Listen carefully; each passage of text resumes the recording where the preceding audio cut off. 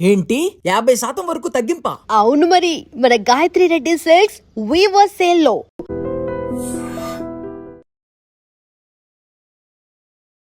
Welcome to iDream. ఈరోజు మనతో పాటు surgical gastroenterologist doctor Prasad Neelam గారు ఉన్నారు. మాట్లాడదాం. నమస్తే అండి, వెల్కమ్ టు అవర్ షో. నమస్కారం అండి.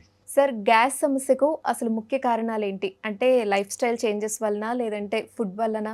సో అంటే చాలామంది ఇప్పుడు నేను ఏం తిన్నా సరే నాకు గ్యాస్ ఫామ్ అవుతుంది అని చెప్తారు.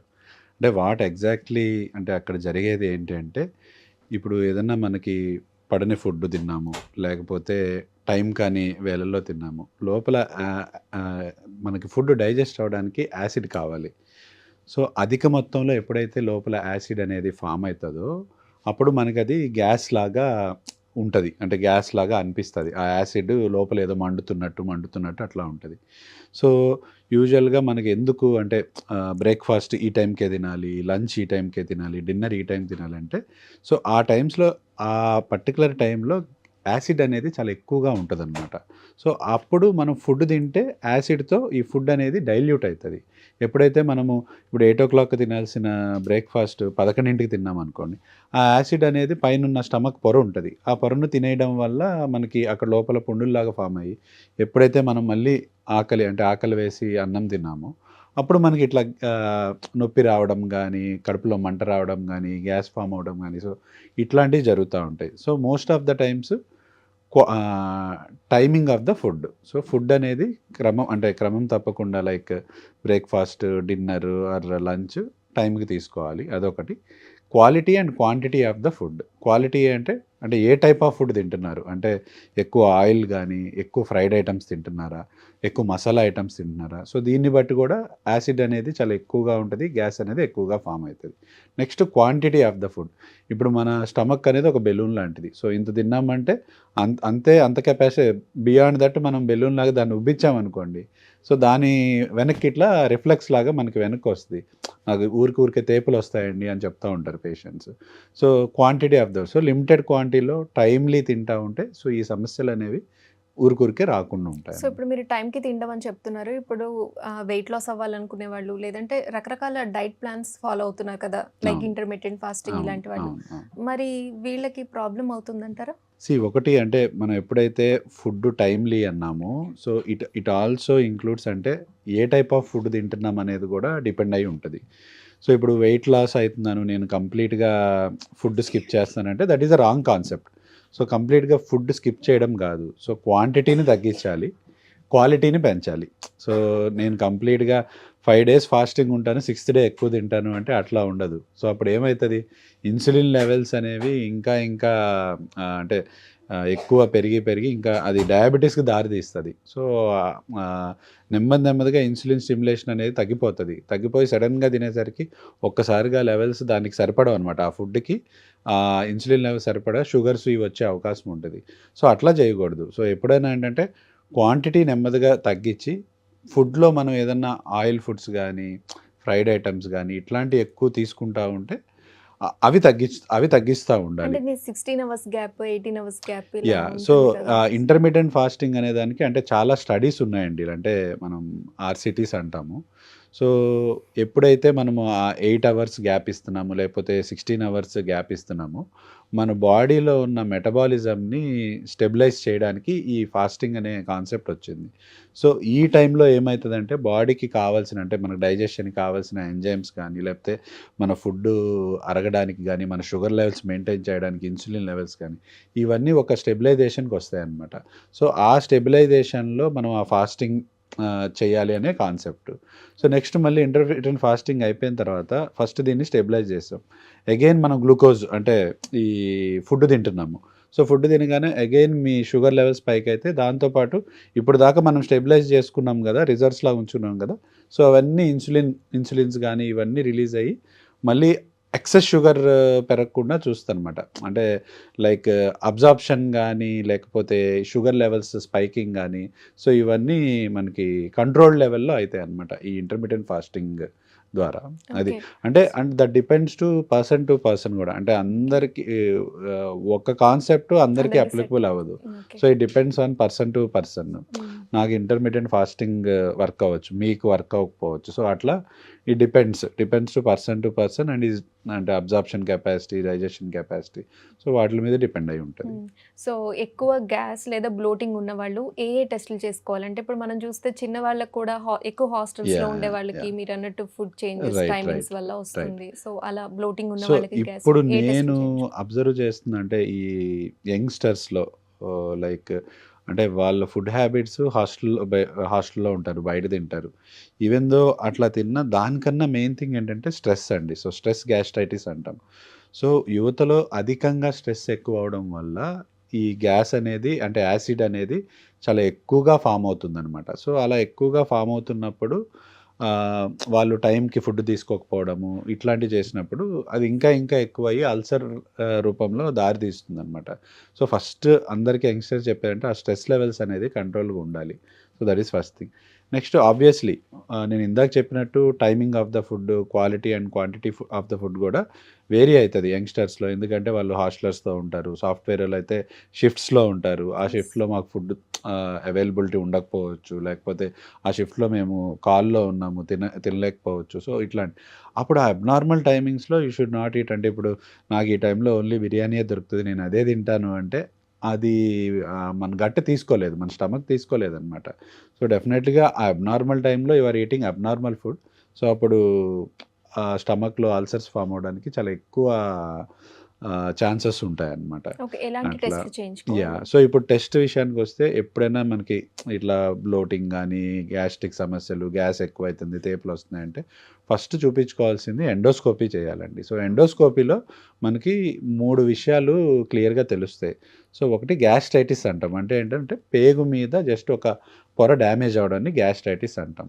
అది ఇంకా లోపలికి వెళ్ళిపోయి పుండులాగా ఫామ్ అవుతుంది, దాన్ని అల్సర్ అంటాం. Next infection. సో ఇన్ఫెక్షన్ అంటే యూజువల్గా మన స్టమక్లో హెచ్ పైలరీ, హెలికోబ్యాక్టరీ పైలరీ ఇన్ఫెక్షన్ అనేది ఉంటుందన్నమాట. సో దానివల్ల ఏమవుతుంది, మనం తిన్నప్పుడు యాసిడ్ అనేది మామూలు దానికన్నా ఎక్సెస్గా ప్రొడ్యూస్ చేస్తుంది అనమాట. సో నార్మల్ గ్యాస్ ట్యాబ్లెట్లు వేసుకున్న చాలామందికి గ్యాస్ట్రైటిస్ రిలీవ్ అవ్వదు. ఎందుకు రిలీవ్ అవ్వదంటే ఈ హెచ్ పైలరీ ఇన్ఫెక్షన్ ఉండడం వల్ల ఈ ట్యాబ్లెట్స్ అంతా ఎఫెక్టివ్గా పనిచేయదు. సో దానికి ఏం చేయాలి, యూజువల్గా యాంటీబయాటిక్స్ వాడితే కానీ ఆ ఇన్ఫెక్షన్ అనేది తగ్గదు. సో ఫస్ట్ బేసిక్ టెస్ట్ ఏంటంటే upper G endoscopy with H pylori testing అంటాము. సో ఇది ఫస్ట్ చేయించుకోవాలి. ఇంకా తగ్గట్లేదు ఇదంటే నెక్స్ట్ లెవెల్ ఆఫ్ టెస్ట్ అంటే లైక్ 24 అవర్స్ పీహెచ్ మానోమీటర్, అంటే పీహెచ్ స్టడీస్ అని ఉంటాయి. అంటే మనకి ఈ వెనక్కి వచ్చే రిఫ్లెక్సెస్ అందులో యాసిడ్ ఉందా, యాసిడ్ లేదా అనేది మనం ఒక మిషన్ పరికరం ద్వారా కనుక్కోవచ్చు. ఇంకా రెగ్యులర్ స్కాన్, అంటే కొంతమందికి ఏంటంటే మిగతా కారణాలు కూడా ఉంటాయి. గ్యాస్ ప్రతిసారి మనకి స్టమక్లో కారణమే ఉండాల్సిన అవసరం లేదు. లేదా గాల్ బ్లాడర్లో రాళ్ళు ఇట్లాంటివి తెలుసుకోవాలంటే మనం అల్ట్రాసౌండ్ అబ్డామిన్ అంటాం. అంటే బేసిక్ స్కాన్ ఒకటి చేయించుకోవాలి. సో ఇవి చేయించుకుంటే యూజువల్గా మనకి 90% ఆఫ్ ద టైమ్స్ గ్యాస్ దేనివల్ల అనేది తెలిసిపోతుంది. ఎసిడిటీకి ఐబిఎస్కి మధ్య ఉన్న డిఫరెన్స్ ఏంటి? సో ఎసిడిటీ, ఐబిఎస్ అనేది యూజువల్గా కంప్లీట్లీ డిఫరెంట్ కాన్సెప్ట్స్ అండి. సో ఎసిడిటీ అనే దానికి ఒక కారణం ఉంటుంది, అంటే ఈ కారణం వల్ల నాకు ఎసిడిటీ వస్తుందని. వేరే ఐబిఎస్ అంటే irritable bowel syndrome. So irritable bowel సిండ్రోమ్కి అసలు కారణం ఏమి ఉండదు. సో చాలాసార్లు ఏంటంటే only stress factor is the main reason for IBS అనమాట. సో రెండు డిఫరెంట్. సో స్ట్రెస్లో మనకి కొన్నిసార్లు గ్యాస్ట్రైటిస్ ఇవి వస్తాయి, కానీ ఐబిఎస్ ఎట్లా ఉంటాయంటే సిమ్టమ్స్, ఇప్పుడు నేను ఫుడ్ తినగానే నాకు మోషన్ సెన్సేషన్ వస్తుందని కొంతమంది, ఫుడ్ తినగానే బ్లోటింగ్ సెన్సేషన్ వస్తుందని కొంతమంది, ఫుడ్ తినగానే ఒక 3 నెలలేమో మోషన్ గట్టిగా అవుతుంది, ఒక 3 నెలలేమో మోషన్ లూజ్గా అవుతుందని. సో ఇవన్నీ ఐబిఎస్ సిమ్టమ్స్. సో కానీ ఐబిఎస్కి మనం ఎన్ని టెస్టులు చేసినా అన్ని టెస్టులు నార్మలే వస్తాయి. ఎండోస్కోపీ చేయండి, కొలనోస్కోపీ చేయండి, లేదా ఏదైనా బ్యాక్టీరియల్ ఇన్ఫెక్షన్ టెస్టులు చేయండి, ఇవి ఏం టెస్టులు చేసినా అన్నీ నార్మల్ వస్తాయి.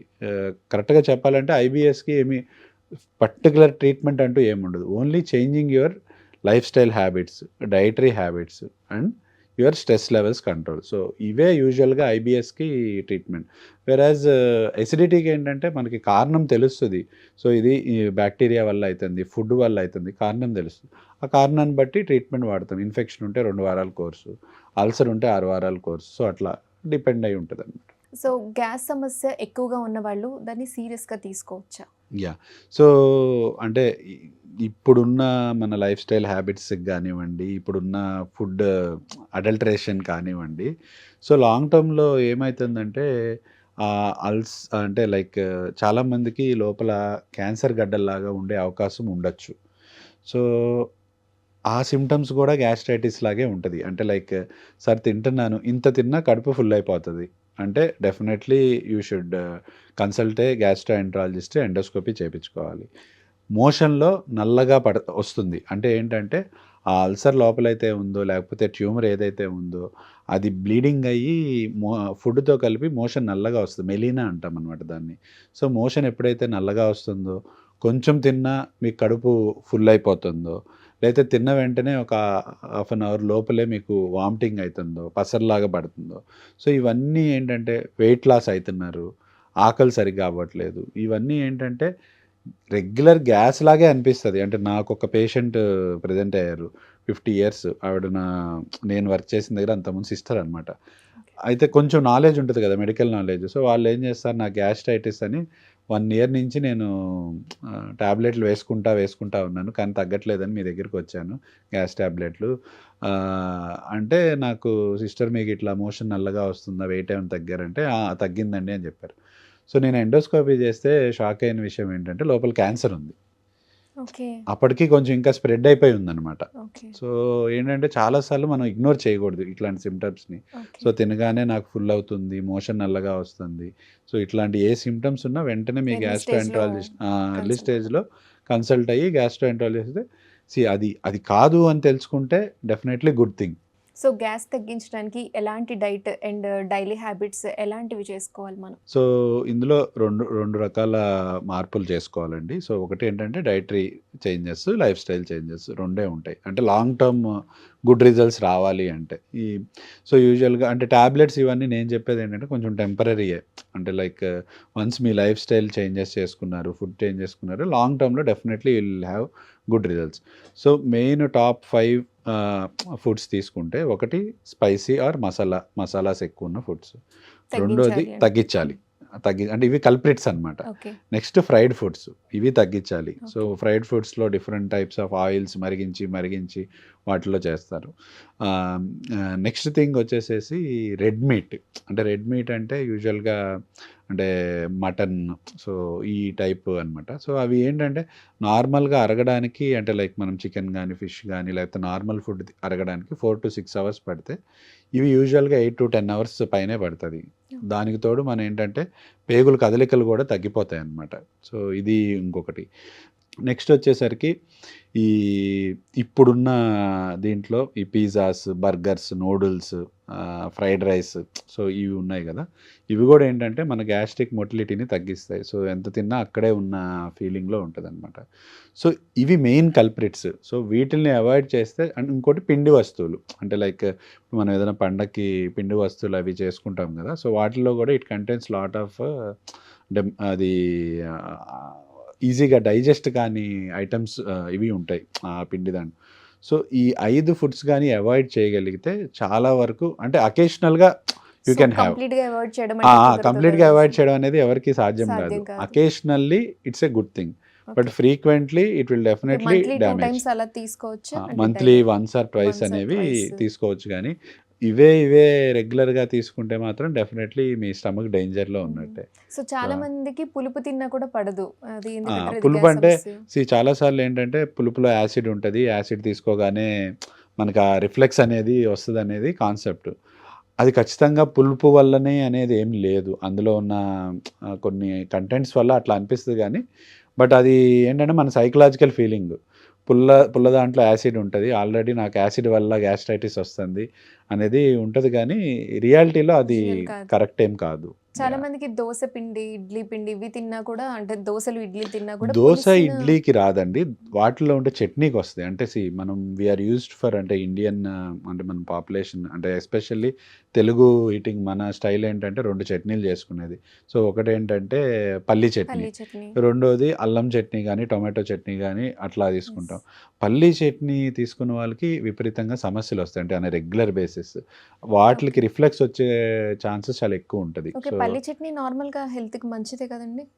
అందులో ఉండే కంటెంట్స్ మంచిదే గానీ గ్యాస్ట్రైటిస్‌కి it's a culprit. Okay. Gas సమస్య ఉన్న వాళ్ళు ఎక్కువగా ఎక్కువగా తినకూడదు. తీసుకోకూడదు. వాళ్ళకి మళ్ళీ అల్లం చట్నీ గానీ, అంటే రోటి మనం నూరుకున్న పచ్చళ్ళు ఉంటాయి కదా! లైక్ టమాటో గానీ, అల్లం చట్నీ గానీ అవి బెటర్.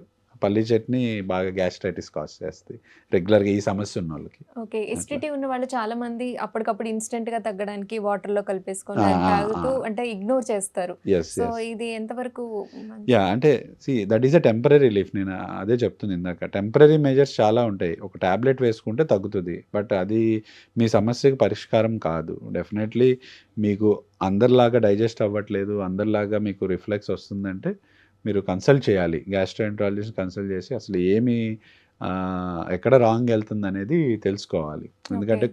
కొన్ని విషయాలు కొందరు అవి రెగ్యులర్‌గా అప్పటికప్పుడు రిలీఫ్ ఆ! చూసుకుంటారు అవి కదా! అవి అసలు చేయకూడదండి. అట్లా రెగ్యులర్‌గా ఓవర్ ద కౌంటర్ మెడికేషన్స్ అంటాం. సైడ్ ఎఫెక్ట్స్ ఏమైనా వచ్చే ఛాన్సెస్ ఉంటాయండి వాటి వల్ల? సైడ్ ఎఫెక్ట్స్ కన్నా ప్రాబ్లమ్ ఇగ్నోరెన్స్ ఎక్కువైతదండి. ఓకే. ఈ సైడ్ ఎఫెక్ట్స్ ఏమి ఉండదండి. వాటికైతే నిజంగా సైడ్ ఎఫెక్ట్స్ ఉండవు.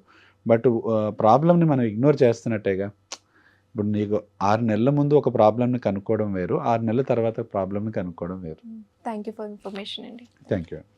And for more videos, Please subscribe to iDream. Please subscribe to iDream. Please subscribe iDream. And please subscribe to iDream. For more videos, subscribe to iDream. please like, share, and subscribe to the channel. Congratulations, iDream. Subscribe to iDream. Subscribe to iDream. So, subscribe to iDream Media. iDream team అందరికి huge congratulations. Please subscribe iDream Media. Please subscribe to iDream. Subscribe iDream. Please subscribe to iDream. iDream అంటే నా కళల ఛానల్ను subscribe చేసుకున్న నోరు తిరుగుతలేదు. మీరైతే గంట గుర్తు కొట్టండి. For more such videos, please subscribe to iDream. Subscribe to iDream. Please subscribe to iDream. Please subscribe iDream Media. Please do subscribe to iDream. Please subscribe to iDream Media. For best entertainment and information, please subscribe iDream. And don't forget to subscribe to iDream.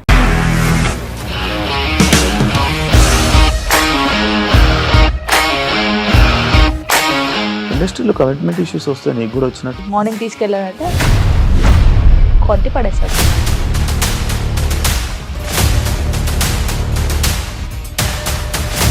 ఒక్కళ్ళు కూడా చూడలేదు ఈ cinema అని చెప్పడానికి కూడా చాలా ధైర్యం కావాలి. అది నిజం కదా, దాంట్లో ధైర్యం ఏంటి? ఇది నెక్స్ట్ డే ప్లేట్ మార్చేస్తే తప్పు కదా. As of now we are comfortable this అని నేను అనుకుంటున్నాను. రష్మిక గారిది మీది ఒకే ఊరు అంట కదా?